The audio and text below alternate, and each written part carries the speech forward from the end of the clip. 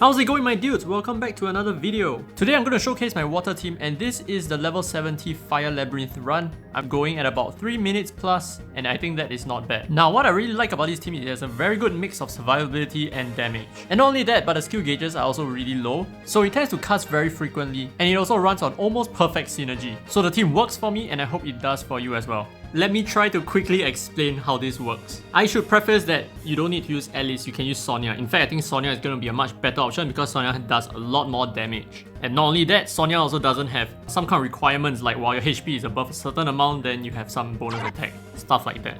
But really quickly, okay, so one very important tip for you guys if you're going to use Suzu, in order for you to perfect your wombo combo, she can be used in any element, okay? It doesn't have to be your win team. You need to pay attention that your skill gauge over here needs to be at least 70% of your skill gauge over here. Okay, what do I mean by at least a 70%? If Alice has 100 skill gauge, this team over here needs to have at least 70, so 70, 71, 72, those are great numbers, but 70 is obviously the most perfect number. So like I said before, this team is almost perfectly synergized. That's because this and this, they don't hit 70. In fact, it's about 69 or something like that. And if you really want to know why this is so, you can take a look at the descriptions. I'll put a write-up down below. I can start explaining the units real quick over here. Alice with Viron is a very good combination because Alice grants herself levitation, right?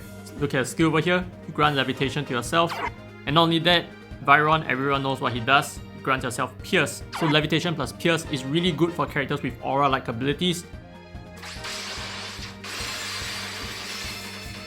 And that's pretty much the same as Viron. You gain this area of effect around you that damages enemies. So generally, characters with these effects work very well with levitation and piercing. And she has the Whitetail Axe because obviously we are using Suzu here for the wombo combo.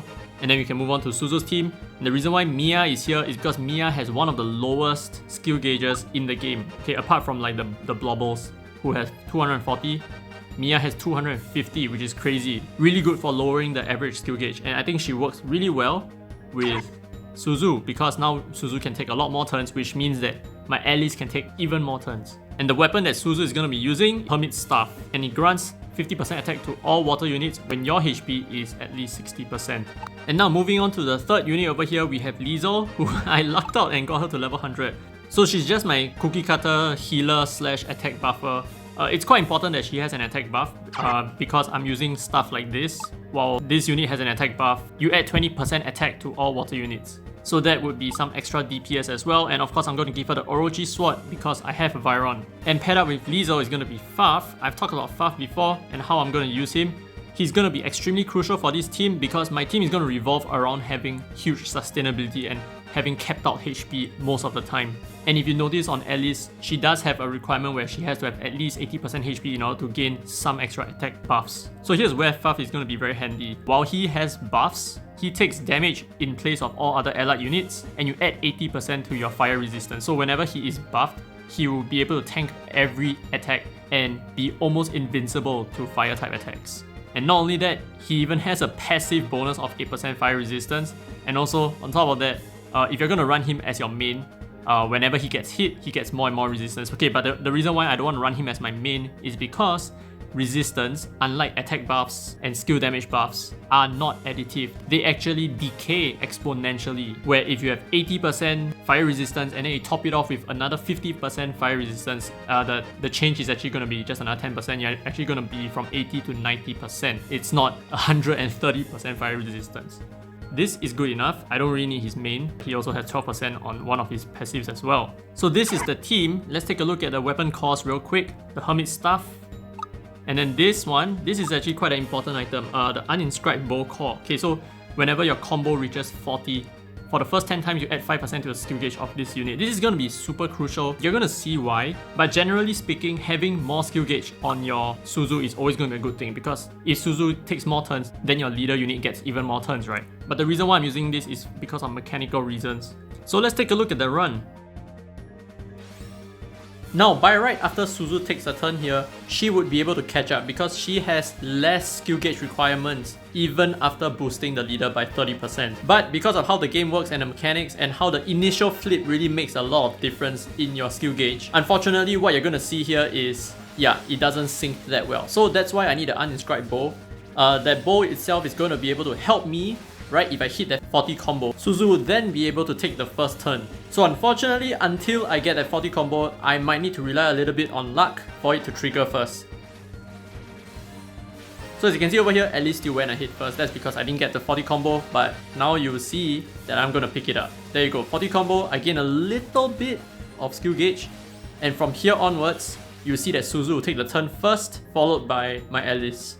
And while you're at it, how about you calculate how many times I'm using my skills? It is quite a lot. And really soon, there you go, the combo works and now everything is very smooth. So if you recall earlier, I said that my team has this 69 issue, right? And you start to see it take effect because from here on, you will see that Suzu actually activates and that is not enough to trigger Alice. You see that? So there was a little bit that Alice fell far behind and it adds up over time.